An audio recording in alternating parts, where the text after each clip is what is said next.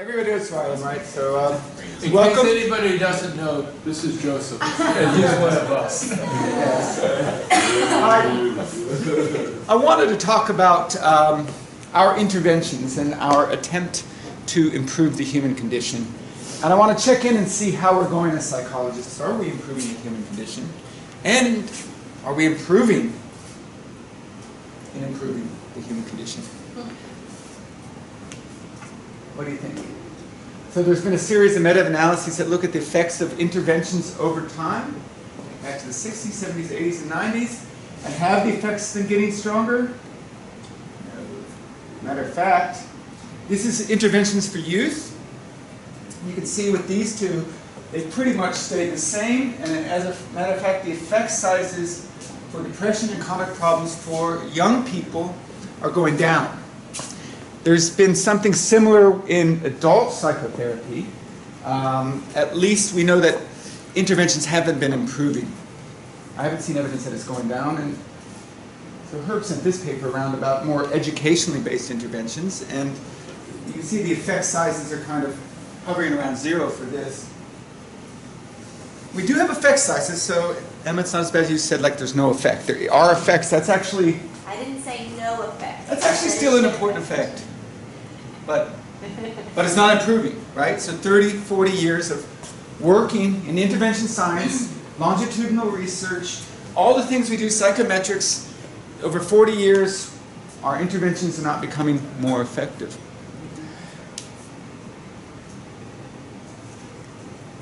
And so this is going to be one of those slides that intentionally has tons of details. So I'm going to give you guys, I'm going to show you, what I did was I collated, because we're doing this massive meta-analysis on every clinical intervention and everything you can imagine. I've listed every single intervention package name here.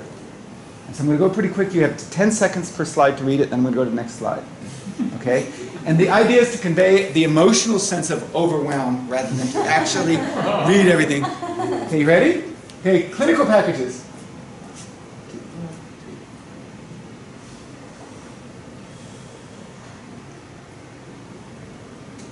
Herb was in some of them emotional freedom encounters.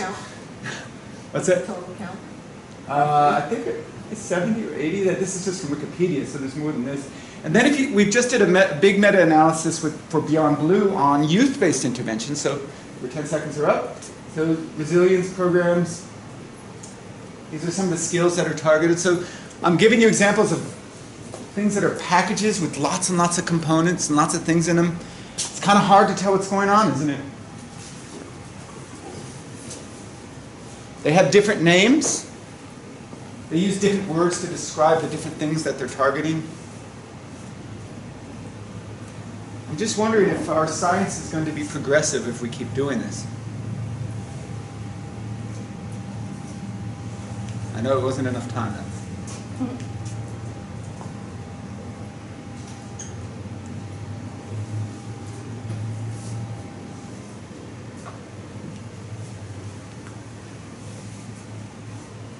All these different words, all these different things we're supposedly targeting. So I think one of the problems we're facing is this proliferation of trademark packages, of this constant creation of new packages, new kitchen sink approaches with multifaceted interventions where people just intuitively put together everything they can think of and they throw it at you. And they do a randomized controlled trial comparing it to other things and it works. But it's not progressive. It's not leading us to understand how can we improve the interventions. What is in these complex interventions that's working and what is not working? I don't feel like we're progressing on that. So the problem is, one is in our interventions, but it's also in our outcome variables. And here I'll focus a bit more on clinical psych. So in clinical psych, we've got something that looks very much like a medical model, right? You have disorders or something that's supposed to be disease-like. So our interventions are meant to be like the Prozac, and the disorders are the things we're trying to cure. And so if you look at something like depression as a disease, depression as it's measured here, it's a reflective, it's called a reflective factor, which just means that all these symptoms, depression, loss of interest, weight problems, fatigue, suicidal ideation, self-reproach, are assumed to be caused by the same underlying disorder. Okay? Now I know this group has been on the forefront of pushing back against some of these approaches, and Herb will probably say this looks like a formative measure rather than a reflective measure. So maybe we'll talk a little bit about that later. But one of the difficulties with this is that our psychological constructs are quite different from medical constructs, right? So depression as a disease. So there was this recent meta-analysis that looked for genes that were specific to depression. Massive study with 1 million people or something like that. And they couldn't find any mapping of genes to depression. Now, in the medical field, you can find the condition independent of the symptoms. So if you have cancer, you can have cancer independent of symptoms of it, right? And they can separate, like if you have a brain tumor, the eyesight problem, the loss of function in your feet, whatever it is, from the actual disease. In psychology, what we have is symptoms. There's no way to separate it from the actual so-called disease. This is probably true for most of our latent constructs, actually. It should make us a little bit nervous. We can't separate self-concept from the symptoms of self-concept, right?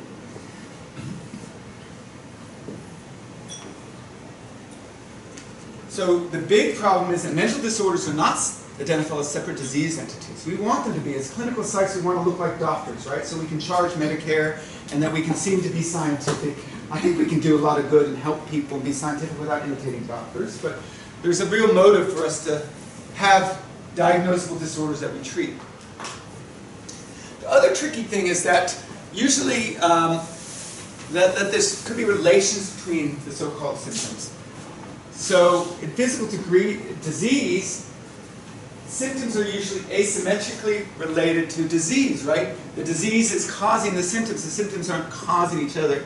So the, I don't know what diabetes, what's 3 common things that happen when you're not taking your adhering to medication? You get fatigued, maybe dizzy.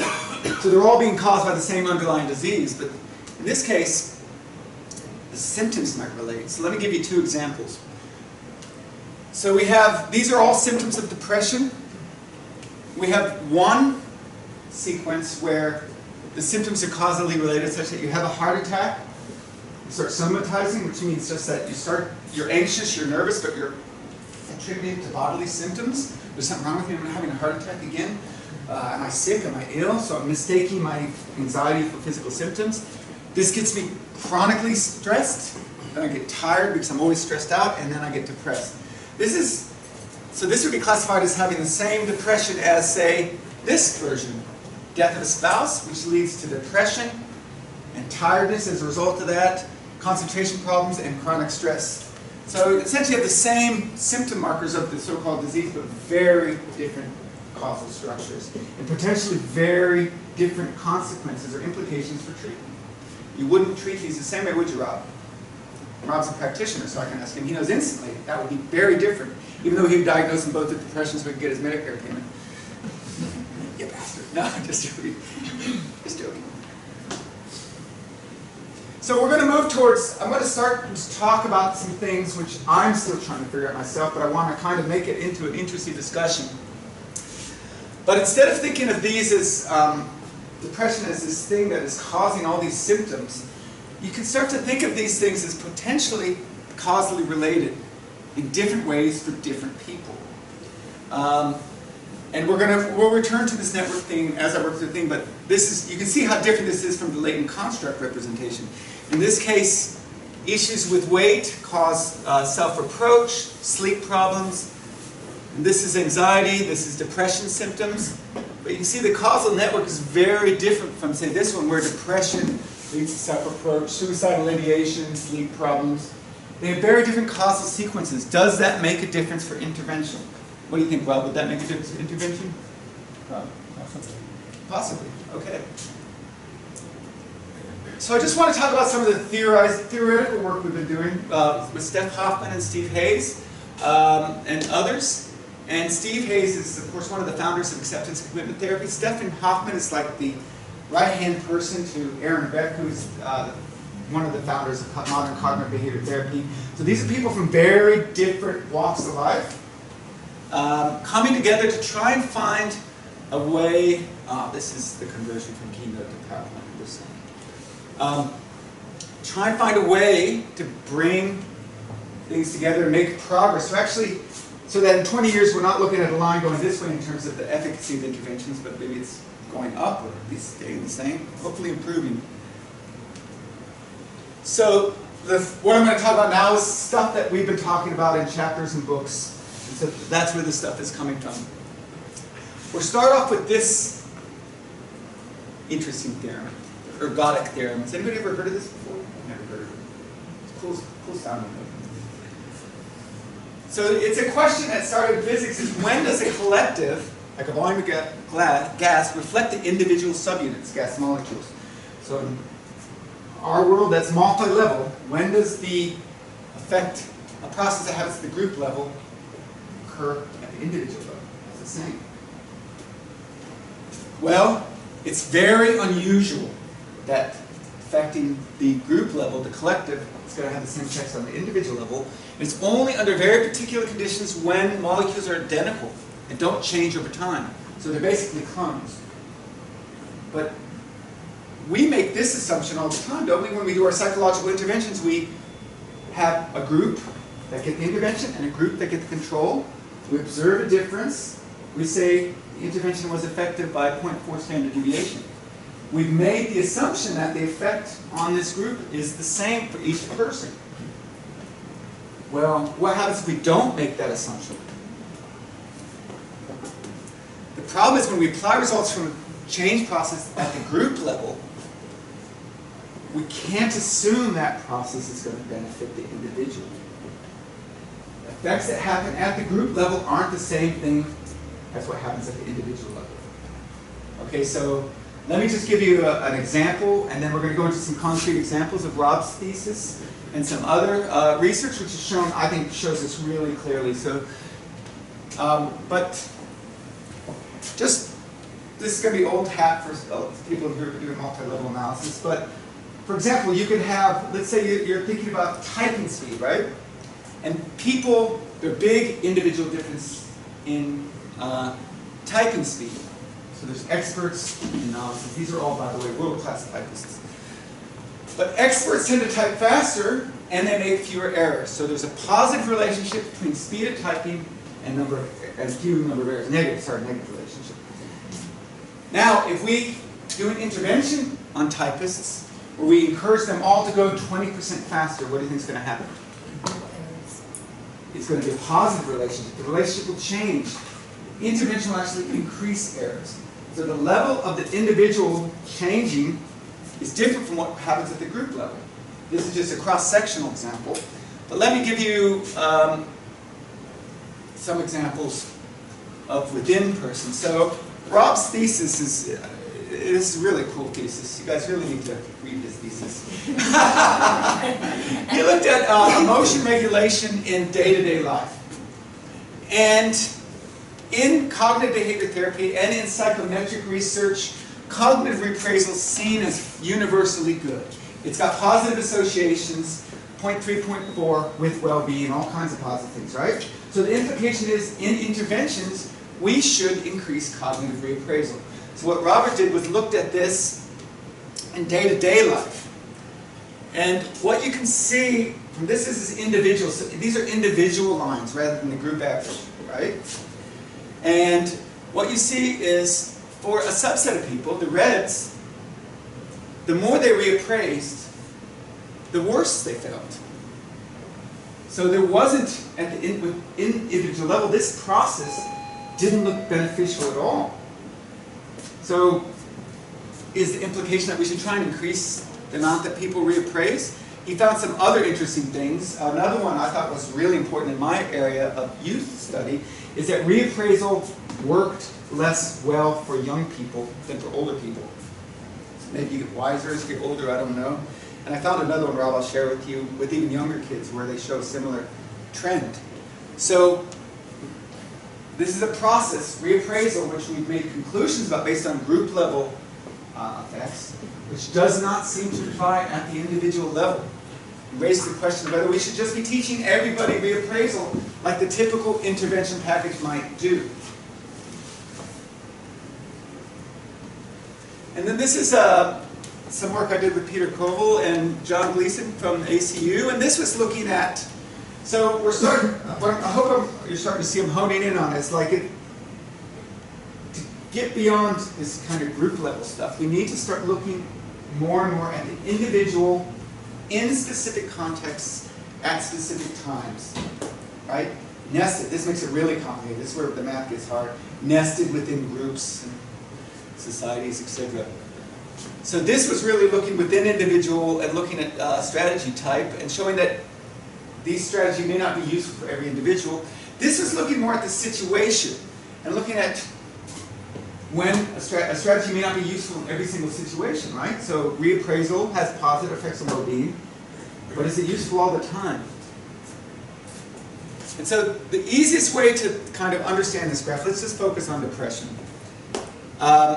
Let's just assume that the high depressed people are doing something wrong in life. Okay, so these are the ones who are not effectively dealing with life. And what they tend to do is they use reappraisal more when things are very controllable. So they're trying to think differently, think more positively, when they actually have control over the environment and can change things. They don't have to think differently, they can actually change things. And so the people who had the best kind of lowest depression, least stress, were the ones who reappraised when they couldn't do anything about it, and reappraised less when they could solve the problem. So they were sensitive to the context. So once again, reappraisal isn't just something to be used all the time. It depends on the person and the situation. So we're starting to look at a way of evaluating interventions. Can we find a way to evaluate interventions that get away from comparing one group to another? Because we know that if I target this group with a reappraisal intervention, maybe some of you might benefit from, some of you might be actually harmed by it. Or the process that's happening at the group level may not happen with any individual within that group. So we just can't make conclusions what happens at the group level to any individual. So how can we get down to studying individuals in context, sensitively, what works for who, when? So, let me just pause there for a second before I go to this next major segue. Am I making sense? Is that? Nobody's falling asleep? I think about Chris not looking at his Joseph. This is like my major test if you're not watching this board. Part of what you're looking at is correlations, and part of what you're looking at is intervention change. Yeah. And those are really two quite different things. So I agree that that an intervention that works at the group level isn't going to necessarily work for each individual. But that one's reasonably straightforward. I mean, we can look at the variability and get a handle on that. That's quite a different situation to looking at the relationship between two variables and then trying to imply causality. I mean, so there's a within and between correlation, which can be completely opposite. And either one of them may or may not have any causal implications. Yeah, that's true. Yes. Yeah, they are different, and at the same time, when you're trying to infer what to do with this specific person right now, the group information may not be useful in either case. Sure, but that's easier to get a handle on than some of the things that you're talking Absolutely. about the way the correlations, the direction of relationship changing as a function Absolutely. of the level. It is much easier, and as a matter of fact, some of the problems I'm going to present, I don't know if there is a solution, like I'm just starting to get on top of the math that would be needed. This is much harder. But I feel like what I'm going to talk about now, I think that's the direction we have to go, even though I don't know if we have all the answers. I know Emma Devine has been doing this. She's on the cutting edge of network research. She's had to go places where there is not a textbook. There is not methods to do it. So she's stumbling around websites, finding program things, and it's really hard because this is like so new that people haven't really figured out how to do it right or well. especially the network stuff. And yet I can't help but, like, 30 or 40 years of no progress is. So one of the,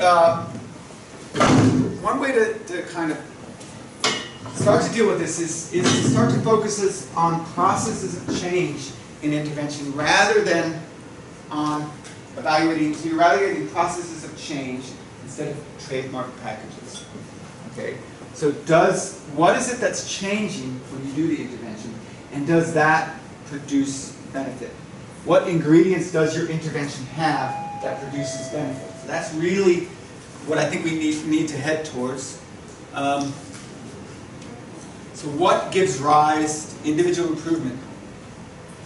And this needs to be there needs to be really clear theory. So you see a lot of I just did this review of youth interventions, and a lot of times it's just people throw in to get, like, the self-esteem interventions are interesting. So it sounds like they'd all be the same.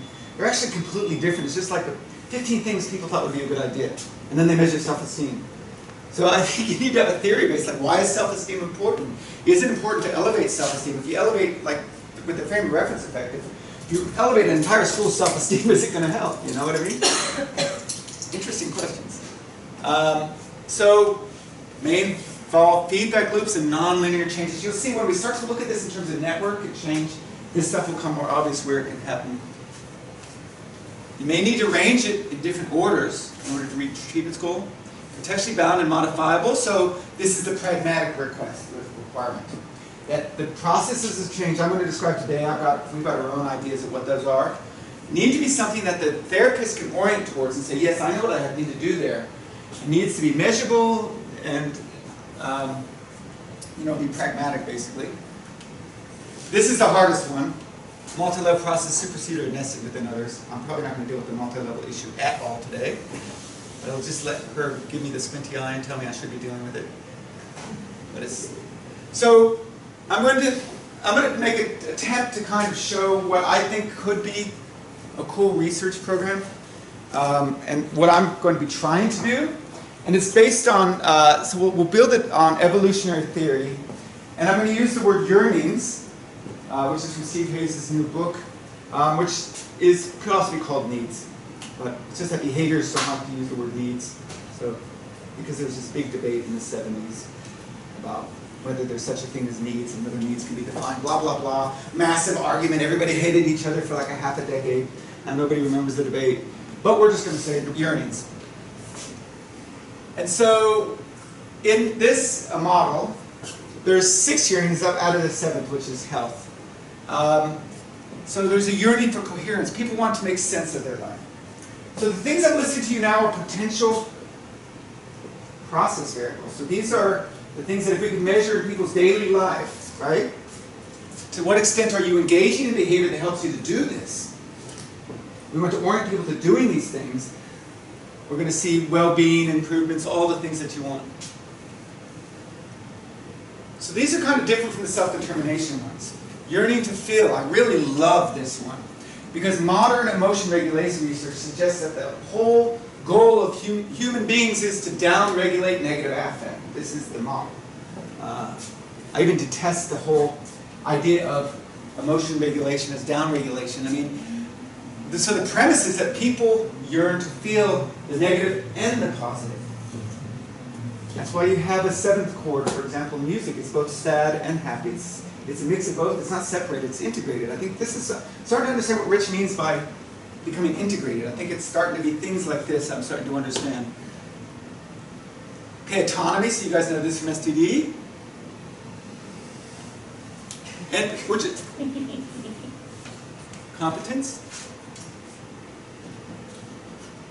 This one's interesting. Steve posits that people have a desire to kind of have a clear orientation, present moment. Be in the moment, kind of focus, and health. So the idea is that could we measure these in very brief items, very quickly? These are the behaviors we'd like to increase. That if we had, and I'll show you interventions for everything in a sec, but if you saw increases in these things, you would see improvements in well-being, vitality, thriving, whatever you want to call it.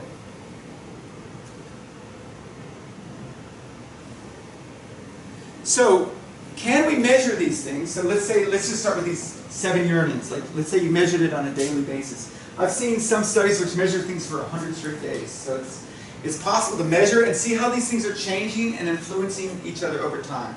So that you could potentially form a network of relationships. What precedes, reductions in depression? Is it that search for coherence? Is it is it autonomy, competence, connection? What is driving it for one particular person? What's driving it for Alex but not for Chris? Maybe for Chris it's going to be health more. For Alex it's going to be connection. So let me just get a little bit into network theory now. So how do we just determine how these links interrelate? I'm going to get really practical in a sec, but I just need to kind of cover a little bit of ground. One of the things we rarely think about is we could just ask people how they relate. What do you think causes what? But the more normal way, the more kind of regular way, is to use data process. So basically to measure, like say a diary study of regular ratings of how you're striving, what you're doing in your daily life, and then use that to input into a network structure. So I don't want to get into this, but there's some really big and bad arsed statistical stuff coming up to try and do this. But let me just give you some examples, okay? So let me just get really concrete again. So let's say you're treating social phobia. I'm just making a guess at what might be a network for this person. But in this network, social phobia network connection is quite central to whether they're, so if you were to measure this day to day, these things are the things that kind of relate the most strongly. And health isn't really that important to the network. It still could be important, but it just doesn't link. Here's another one where there's somebody who's recently diagnosed with diabetes. And again, the yearnings may relate in different ways, and it may have different implications for intervention. Here, I mean, it'd be important to maybe work on connection, right? Because that kind of drives everything else in the network. So instead of seeing this as a cluster of symptoms, what do you target first, and how does that send reverberations around the other kinds of elements in the network? Joseph? Yeah. Could I clarify? So this is individual people? Yeah, individual people. What do the links represent? I wanted to draw arrows, but I decided not to. No. So let's just say repeated measures over time to the extent that those things co-vary. Over time? Yeah. I mean, it could be a lot of things. So it could be, you could do causal paths where it's like the extent that predicts future, controlling for everything else in the network. But I thought I'd just keep it simple. This is just covariances. And people's patterns of yearnings are quite different. And the implications for intervention might be different. For this person, connection is clearly important. For this person, self-care of diabetes is a major issue, and they don't care for themselves in that way, then it starts to affect their health and well-being, and everything else in their life starts to fall apart. So I just want to draw attention to one thing. What I'm positing here is that the actual, what we call the psychometric structure of this yearning measure is different for different people. Okay? There's a different pattern for different people. This violates normal psychometric theory. There's different patterns. Each person has their own set of relationships. And so here's another one of those violations. So what about the possibility that the intervention changes the nature of relationships in the network? So let's say initially somebody's unemployed, right? And let's say they're a man in their 50s, they get injured, unemployed, it shakes them to the core. They feel like they got ripped off because they weren't protected at the work site. They feel like there's people who've done really bad things to them. They've got a really coherent story about why their life is the way it is, and it's shitty. And that coherent story makes them feel better to some extent, but it also means that tends to mean they don't take care of their health and their connections. So the coherent story is destructive, dysfunctional, but it's coherent. It makes sense of their life. A lot of times this happens in psychotherapy where people have a coherent story and they cling to it, even though it's the thing, it looks like it's incredibly destructive. So what if you actually have to go towards more incoherence that story has to be broken down in order to form a new narrative about your life where, okay, maybe this was unfair, but maybe I can become something else. I don't have to be this person who did only this kind of work. So maybe the coherent story early on is actually bad for the person and interferes with their health and connection. But later on, when that story changes, that coherence, the yearning for coherence is a positive thing because now it links in positive ways to other aspects of their life. So what I'm saying is that the psychometric properties of this scale could theoretically change over time. Again, this is not ordinary psychometrics, right? You see the problem here. This is not the kind of normal psychometrics we do. So let me just put this into a big evolutionary theory. Again, so this is coming Steve Hayes and Stephen Hoffman and me and others. And the idea is to, we have like these, 500 different intervention packages. And people have their own measures. Rob has his schema-based measures. I have my act-based measures. James has his business-based leadership measures. So we each have different measures, and we're not going to agree on the same measures, same process measures, right? And if we don't do that, we can't make progress. But everybody kind of agrees on evolution, right? Does everybody agree on evolution in here? Relatively disagrees. You never know when somebody's going to disagree. So the idea is to find like that one level where everybody kind of agrees, yes, evolution is useful and right. Is it biological evolution? I'm not going to over a cup of coffee. I'm not going to take the bait. So anyway, like this is one. I'm giving you guys an example of what processes might be involved in any intervention. Any intervention, you're going to have things that create variation, selection, and retention. Let me walk you through that. So somebody shows up to your office. They're not paying her $300 an hour for him to help them do exactly what they've been doing, right? Let's say it's a gambling addiction. They're not going to her to help them, stay addicted to gambling. So they've got to do something new. You've got to disrupt old behavior patterns. Same for youth interventions. You're trying to get the young people to do something new. That's variation. If you don't get people trialing something new, then there can't be any selection of behavior. So selection of behavior is kind of like the ultimate consequences. Is the behavior in SED theory need satisfying? You could call that the selection criteria, right? And retention, you can think of these processes as kind of like the things that help you maintain the positive changes you make. Every single intervention is going to have things that target variation, getting people to do new things and maybe undermining unhelpful old things. Selection, there's going to be some implicit value, it should be explicit, in the intervention where you're trying to get them to engage in certain behaviors which, for them, will lead to more need-satisfying kind of consequences. So we use need satisfaction here. And then when they start to do that, when they start to do the new things, those behaviors that do serve those needs are maintained through practice, through stimulus control. This means re-engineering your environment so you're more likely to have good habits stick around. So let me just give you an example of intervention. So for me, I know as an intervener, I can think of interventions for each of these very clearly. This gives me a very clear orientation about what I might do if I see that people are particularly low in this. So trialing new behavior, there's a major intervention called behavioral activation or pleasant activity scheduling, for depression especially, which is basically just getting people to do things even before they feel like it. Just start engaging in behavior and find out. So reducing old unhelpful behavioral patterns, one of the most common ones, is experiential avoidance. And this is where people start to avoid their own feelings. So somebody with post-traumatic stress starts to avoid their own memories. And what happens is the memories get worse and worse. It's a process that is paradoxical and amplifies the very thing they're trying to avoid. People, social phobics, avoid the feelings of social anxiety. And what happens is they get more socially anxious. They start cutting off their life. They start cutting off some of their needs. And so even though they are rigidly avoiding other people, they're actually losing out in the behavior that would actually bring them vitality in life.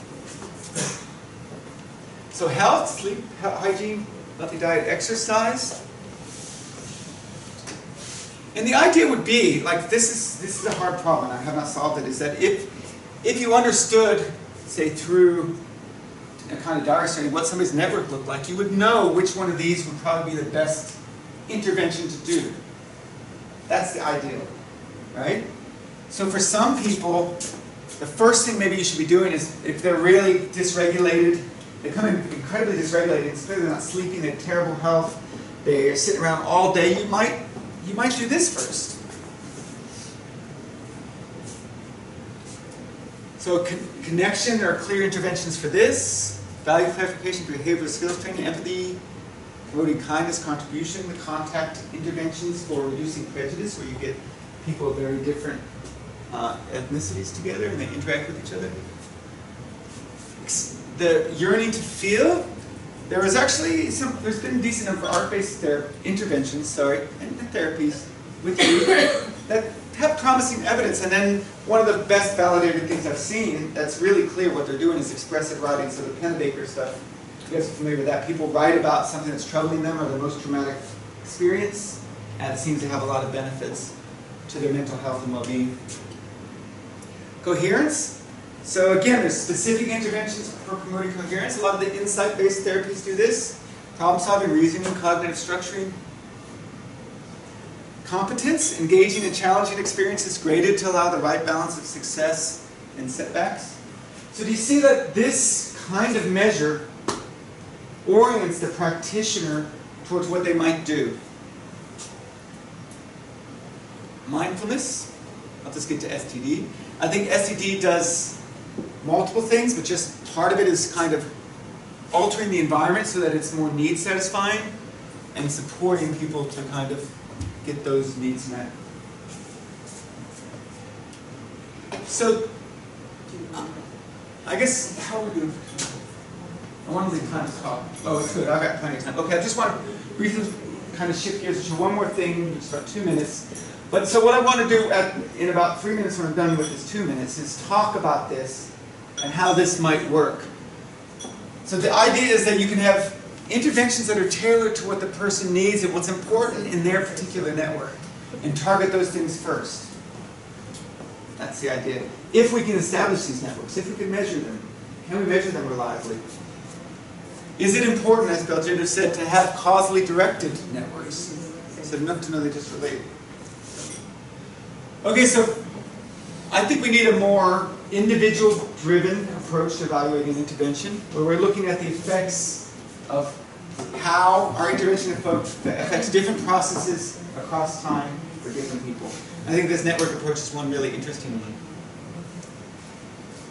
Now there's also kind of your more typical evaluating package approach. So we're trying to figure out what the hell's going on in this intervention. What is it that's working? And one way to do this is that you get the package, it's maybe a well-formed theoretical package like ACT, and then you kind of try and work backwards. So you try and say, well, I think it was these ingredients that work. So in ACT, one of the big ideas is that it doesn't try and directly reduce negative affect, it tries to increase valued behavior. And the core premise is that this will then lead to indirectly to increases in well-being and reductions in suffering. And so we actually found that in getting people to engage in valued behavior came temporally preceded reductions in suffering. But this is the last thing. This is the kind of thing I want to do in a linkage. And this seems like really hard to do with your typical RCT, but it should be able to be done with an online program. And the basic idea was this one worked backwards. We had the intervention, and we kind of tried to infer the processes that were in it. You could also do a forward-moving thing where you try and build intervention up from core kernels that you have established work already. Do you see what I mean? So this most strategy seems very exciting to me. And what you do is you basically start off with this screening phase, and you start off with very small interventions that can be done maybe even just in the lab, maybe 30 minutes, half hour, an hour, this is how I'm thinking. or there might be small things on an app, and you evaluate. You put a bunch of things out there to see these different interventions, which ones seem to be effective and which ones aren't. So there's a kind of screening phase of potential intervention components. You say, okay, this one's good, this one didn't do anything, people hated this one. So you start to have 3 or 4 tools maybe, or intervention pieces that might work. And then it gets refined. You then say, okay, these look like they're active. Let's see, how long do we need to do it? How do they work together? So there's this second phase. So by the time you get to the randomized control trial, by the time you get to this phase, you've already done a lot of things to make sure you got the right dosage, you got components that are all active and working. And I would really like to kind of do a grant with this kind of thing in mind. Okay, so those are 2 different approaches that I think can offer promise for maybe improving how we evaluate interventions. The first one is focusing more on the individual, say weekly or daily measures, looking at how processes change are influenced by intervention, and how they influence each other. And the second one is to build interventions, this is ideally, from the ground up, piece by piece, making sure that each piece is active and it works together. And this is, of course, driven by theory. You don't just randomly put things together. You have a theory about what works and why. You just But you're still using RCT here. In the end, though, it's getting there late. Yeah, it's a compromise, isn't it? I mean, but you could probably there's probably a combination. You have like both daily diary and. The RCT is really messy. By the time you get here. Yeah. Because everybody's got a different intervention. No, the idea is that you put together, this approach is to put together the same, everybody gets the same intervention, which is kind of inconsistent with what I was saying in the first part, which was to tailor it. So that, the first part is like, what do they call them? Adaptive something interventions. There's interventions that are meant to kind of respond to the person. This isn't that, but this is a way of building kind of the more traditional intervention, but in a way where at least you know it's not the kitchen sink. Like there's lots of things in the kitchen sink that are unimportant, probably. Oh, I see. So I agree that this is. I'm as confused as everybody. Big switch. Yeah, I did a huge switch. I'm sorry. Absolutely. Look at the individual. Well, here's the group. What happened to that other shell that the key was under? I hear you. Like I'm not saying that RCTs are unimportant. I'm just trying to push towards other ways of doing these things that will lead to more progress. So this is group level, you're right. There may be a way to combine them. Would it still have, at the end, would it still have all the problems that you mentioned earlier? So there's a lot of inconsistency here. Because you started by saying that RCTs are crap because of... I didn't say they're crap. Well, or that they are, that they violate the ergodic assumption. Yeah, and they don't really tell us about specific individuals or what would work best for particular individuals. They don't tell us that. That would still be true in this case, would it? It would be, yeah. Unless you combine the two. How That's would what you I was. That's What's what an I was- RCT that combines? You have daily diary, you have daily assessment of processes or weekly assessment of processes within the RCT. So you have a whole suite of interventions. Essentially everybody's intervention is unique to them. And then there's a control group that has none. No. And then maybe you have another control group that has a standard intervention that isn't tailored. Yeah, that's the design. That's the design. I don't know why I'm kicking ARC for that, because that's the design that's been being called for ages. Why wouldn't you do that then? An app? No, what the approach first? Yeah.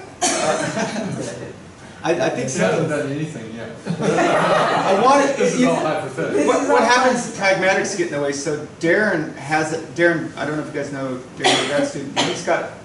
He did a massive and really important trial with unemployed, but he's got to work with organizations. So he wanted to do. So his idea is that depending on how ready you are to get a job, you should get a different intervention. So that's custom made for this, right? So if you're already like, I know I want a job, I just need to get some, then you just get resume skills and things like that. But if you're like, oh, I don't want a job, what the hell do I use a job for? Then you're like more in the motivational intervention. But pragmatics seem to get in the way of those things because it just, That's kind of like the Rhode Island model, the processes of change. So Yeah. that, you have to be a stage-based model, which is different than this again. 'Cause This is different from 'cause stage. that's a more of a linear stage. Yeah, yes. You know, this Yeah, you is- get them for this stage and this This stage. is spaghetti stage. Yeah. And we're designing a measure which we're going to use Belgender's GA to reduce, and hopefully it'll be small enough that practitioners can use in daily diary or in clinics. So we've got access to tons of clinics. And clinicians actually want useful measures. They're using things like, the measures they use they don't find useful. My wife runs a clinic, so I know, I hear her complain about it all the time. So we need to find something that's really brief enough that practical would use, but that would give us this kind of information. I don't know if it's possible, but I'm just saying this would be nice. Yeah. Vaguely associated to this historically is the focus on aftercare treatment interactions, where people have tried to find individual differences that moderate or that interact with the intervention. Mm-hmm. And the success of that has been awful. And this is an incredibly more complicated version of that. Now maybe if it's theoretically driven and so on and so forth, but this isn't really theoretically driven. It is, but I don't have time to go into it. Well, the theory that I would bring to it would be very, very clear. So, but theoretically, you're right, this could be used in different theories. So you could have a psychodynamic theory and apply it. Like I have a very clear theory related to ACT that I would say, what would affect this process? And as a matter of fact, I've shown you my kind of, at least the interventions that would work. All of these. Okay, And why but he's still in the first place. the particular version of the intervention has to start with this network. Well, no. Okay, so the idea, yeah, so you're right, it is atheoretical. It's to attempt to not commit to a school of thought because that's the problem. So the idea is that can we come up with common enough processes that everybody agrees, yeah, that's important, but I actually think insight's the most important thing, so they can do their thing and use the same measure, say, that a CBTer who says, no, I think coherent, I think this is the most important thing, whatever. Can you come up with something that everybody would agree on so that we are all using at least a small set of the same things and we can see how the different interventions are But doing the problem is everybody won't agree on it. We're trying. Because there is. But even groups if and- but the whole logic of what you're saying says that they shouldn't agree on it because it's No, people is different. This person's connection is critical. No, And so, but the measure of connection, so there is specificity, so there is individual specificity, but there's also scope. These are quite broad. So variation is the broadest term you can think of. Like, so to what extent is intervention About that, provoking so new... You're using biological evolution as kind of a framework for this Yeah. conceptual model, if I could put it that way. Is that fair? Yeah. So more what of a I metaphor. metaphor, yeah. What I really like about biological evolution, and GA for that matter, is it's quite concrete in terms of in terms of adaptation to a particular thing. Yeah. So in biological evolution, it's adaptation to your local environment. Yeah. In GA, it's fitness criteria. Yeah. Here, it's a bit wishy-washy. Well, no, it's not adaptation quite to your clear. environment. Again, it's the problem is when people are no longer, when they're doing things which, so they show up in therapy and things have gone really wrong. You could say they're not evolving, they're not changing, they're not developing. They're stuck doing the same destructive things that they don't know what to do. Yeah, but So the first thing to do is start to kind of get them doing new things that are likely to be connected to their values, to be selected for. I'm saying whatever they're doing normally without the therapy is presumably still going through some kind of implicit selection process No, or not whatever, necessarily. and some habits are being reinforced Yeah. because of whatever they are doing without the therapy. So at some level, this is operating whether the therapist is there or not. To some extent, the selection process is more short-term things that are like for the social phobic, maybe temporary relief of fear of negative evaluation, or for the PTSD person, and maybe I don't have to have those memories as long as I stay inside. So there are the behaviors being selected for, definitely, almost like in a niche, one really narrow niche. You're trying to get them to expand beyond that tiny little space that has become their life into a bigger kind of the wider world niche, you might say. So ACT is fundamentally contextual behavioral science, so the context is the environment. So It's what, not adapting and I think what growing. the challenge is, when you showed a paper earlier, about 7 things preceding the, what preceded the change? What was that paper with you? Oh, Andrew Glasser? valued activity. Right, Yeah. so valued activities, so it preceded. So this kind of engaging in this stuff I that guess links my to question this. is, what exactly, concretely speaking, what is the fitness criteria in this conceptual? Well, I would say vitality would be I love that. So It's somebody, not even on the picture. yeah, And you or never depression. mentioned it Well, up until now. because this is the process. This is the process model, so the process of change for interventions. So what are you targeting? It could look. These are the variables that I think should be measured. But let's say you're targeting behavioral problems. That intervention might look quite differently, and what trialing new behavior looks like and what reducing unhelpful old behavior might look quite different. So this is kind of like a very general framework, but it's still focused enough, I think, if it was an intervention for social phobia, it might be quite different. And the outcome, the thing might be reductions in anxiety, reduction in depression. You can still have So those. it's different for different. Yeah, yeah. It's not meant to be. That's the thing, I think. If you have like different words and names for every single thing that a human struggles with, it goes on forever. I mean, honestly, humans are pretty much like the causes. That could be another workshop, but the causes of human suffering are the same. I don't mean to give you a hard time, but just trying to clarify. So this is it's really helpful to me. It's very broad. So it's meant to be able to be like a guiding framework for us to have a common language to talk about everything else. Yeah.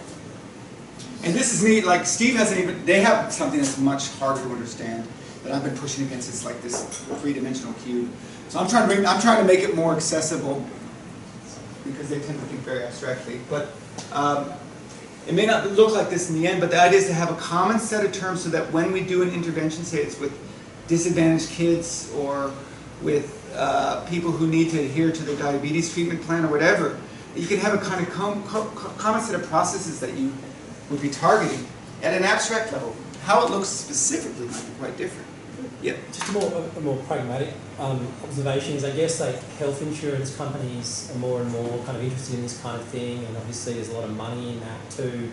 So I suppose that could be a potential vehicle, obviously using technology to tailor health interventions, and that could be obviously. And I also wonder, obviously that's not a super new idea. I wonder how those kind of interventions are actually working, and whether there's been any rigorous research of those approaches where the intervention is in a way that the customization process, like that's the intervention. Yeah.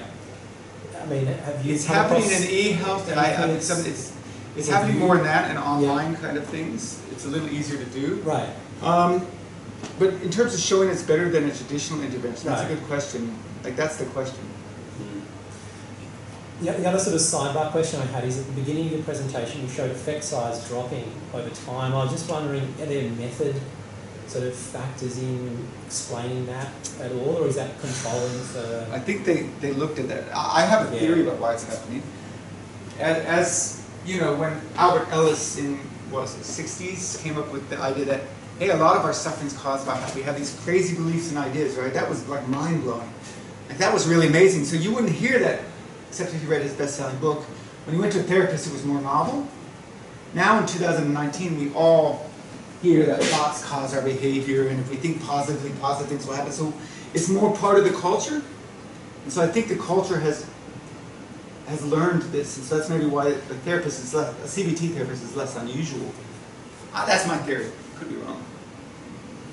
Yeah, this kind of model is quite popular. I guess it's the idea of iterate and fail fast. But so for it to work, though, you need to be able to iterate quickly and fail quickly. How does that kind of? So what do you mean by?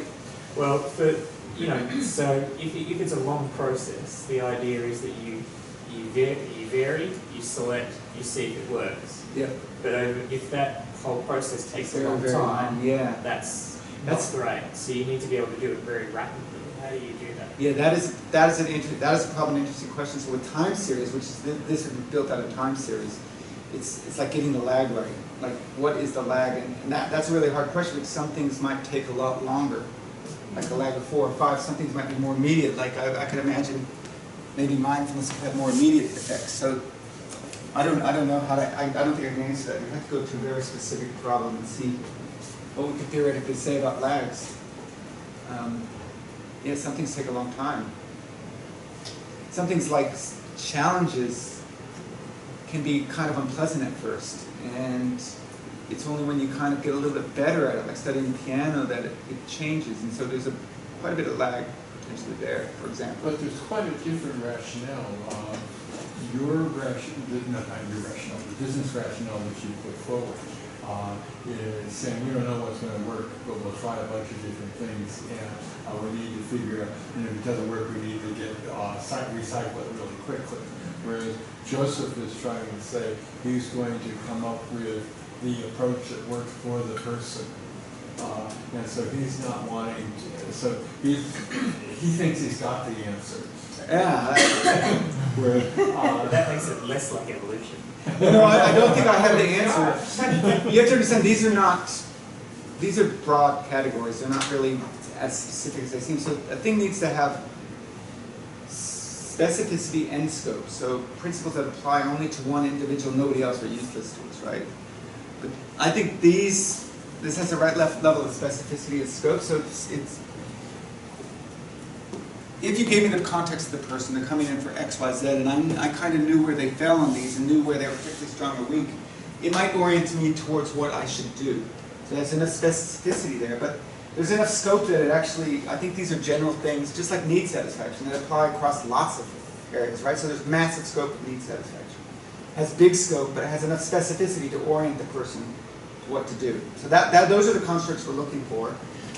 This yearnings may not be exactly it.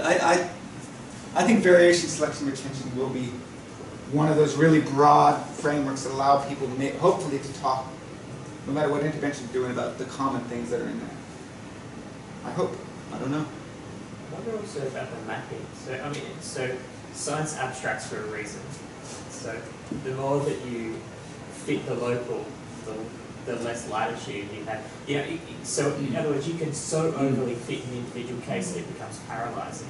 Yeah. And so, I suppose I get your argument that maybe we've gone too far towards the abstraction. But so how do you find the balance between those extremes?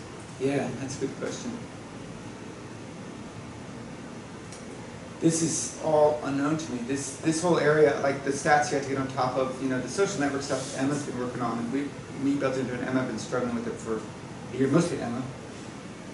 Belzer not for an hour at least, and Emma for 40 hours. But I think we've got to push ourselves a bit here. I know it's not the most efficient thing for us to do in our research. I feel like if we're going to make a real contribution, we need to kind of start to push beyond. We can do RCTs, and we can design interventions. Well, is it possible that, sorry. No, you go. Is it possible that once you run, so a compromise, once you run this ideographic, whatever you call this approach, that there might be sufficient pattern in the madness that you see that, That's kind of possible, like you yeah. mentioned, Robin, that you see clusters of people for whom, I don't know, tweaking that little thing seems to have whatever. Yes. All kinds of Or it might be that we have all these constructs, and then when we do get into the daily diary, it turns out it can be much simpler, and there's only like 3. That's a very data-driven Yeah, approach. That it you is. have to let the time pass. Yes. You have to make these networks over time for thousands of people for that kind of an insight. Yeah. And we could have access to that because we have access to clinics all over the world. My wife sees 200-something clients a month, so it's like repetition over 8, that's 8, 10, 16 sessions. This is just normal practice. They all give them measures. I wonder if one, so you listed like 6 kind of new things, like, theory-based and all of that. Yeah. But the one that strikes me that would be useful to add to try and get that sort of thing is like a focus on unintended consequences, so that you don't just drop something because something works for something else. So you need to be asking, so here it'd be nice just to have that unintended consequence one that says, if this intervention works as intended, what are the potential consequences, negative consequences of that? And I think that might save you from going too far. What do you mean by, what would be an example? Well, I suppose, I mean, Chris is gone, but one of the things that I think about with the iPlay intervention is if the iPlay intervention works as intended, then every school in Australia takes up the constant, you know, the teacher has a phone and is able to get feedback on how each kid is performing. That works as intended. It could increase physical activity, it could reduce cardiovascular you know, concerns, but it adds to a culture of surveillance which might itself have a negative consequences outside of that. So I suppose that's the one I think you need. Oh, that's the multi-level, you're right. I don't know how to even bring that in it. Like that idea of it, yes, I mean, it gets really mathematically complex. I think we just have to make a start somewhere. And see what happens. I mean, this is just an idea, right? Like, one thing we saw with the daily diary data is that when you talk about how did you feel today, things are much less heterogeneous. You know, like positive and negative tend to be more strongly negatively correlated, for example. So maybe that we end up with a, who knows, maybe we'll have something like this that where only a few things need to be in the daily diary, and that's enough to be useful. It'd be nice to have something that everybody used. Is it a dream? Well, we probably need to agree at what stage temporally we're interested here. Things like coherence in particular, but also feeling, strike me as dependent variables. Like, how do you support someone's sense of meaning? You don't. You promote their autonomy and you give them better relationships, and in the end, they will experience more meaning. Yeah. If you can't support their meaning, Yeah. so a meaning or a feeling, emotion scale, They seem good later. vibrations, they're DVs, they're later in the process. Later in the process. temporally. Yeah. Likewise, if you're going to give someone a health intervention because they're unhealthy, we know that you need to do it in an autonomy supportive way in order for it to be beneficial. So some of these selection criteria are going to interact for the best outcome. That's really cool. Like, that's the kind of conversation, that's the kind of conversation that we've been having right there, what you said. Like how they are temporally ordered, exactly. So maybe I wouldn't go in a big old intervention where I'm trying to build coherence right off the bat. You know, Right. or maybe you're right, you start here and that would drive that. So I think the ordering of the variables is important. And the orientation and health strategies seem like, because you wouldn't Mathematics think is hard, yes. What's that, sorry? the orientation and health are strategies more so than outcomes or predictors. You take your medication, you work out, you be mindful. Those things wouldn't strike You me don't think as- health is in I mean, itself health is value. a need, but it's different from like a more psychological need, which the Well, let's rest just say of them people are. would like to be healthy. Sure. So I don't want to use the word need because I know I Rachel will understand. ape shit on me. Yeah, that's so I'm true, not you gonna- would. I think whenever So I'm not even going to use the word. you just need the autonomy, competence, and connection bit. Oh get no, rid of the that's rest. great. That's true. Actually, yeah. What if we found that if these three were first, and everything else follows? Well, I think that would be cool. I'd be cool with that. Be like, okay, Richard's right again. We'll do that first, and that's let's put this What you're one. missing in the causal ordering is that really a network. It may not matter where you go in the network. I mean, they all bounce off of each other. But there are some implications, like depending on, like the types of connections, right? So some things for some people may be more central than others. I think that's an interesting implication. Centrality, yeah. Yeah. I can buy centrality. So, like, and even these are things I'm talking about with Ginger, but like the strength of the network. So in those classic studies you reviewed in your talk, he talks about like certain symptoms having stronger relations in some people than others, so that if something triggers the network, the whole thing goes off to that person. Whereas a more resilient person maybe has fatigue, but doesn't trigger the depression, So that's interesting. So the strength of relations is another interesting consequence of this.